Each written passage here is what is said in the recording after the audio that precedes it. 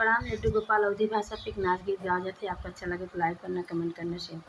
ऊंचे ऊंची महलिया पे लाले सुगनवा चोरवाले सुगनवा चोरवाले सुगनवा चोरवाले सुगनवा। मेरे ससुर जी के 3 बेटे हुआ, मेरे ससुर के 3 बेटे हुआ, 3 में नीक हमर सजनवा, 3 में नीक हमर पियवा चोरवाले सुगनवा चोरवाले सुगनवा।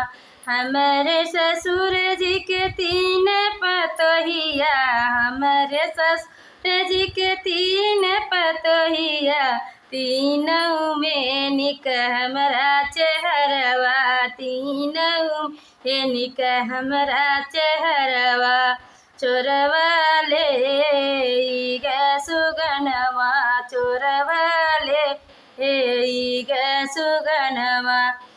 ऊंचे अटरिया पे लाले सुगनवा चोरवाले सुगनवा चोरवाले सुगन।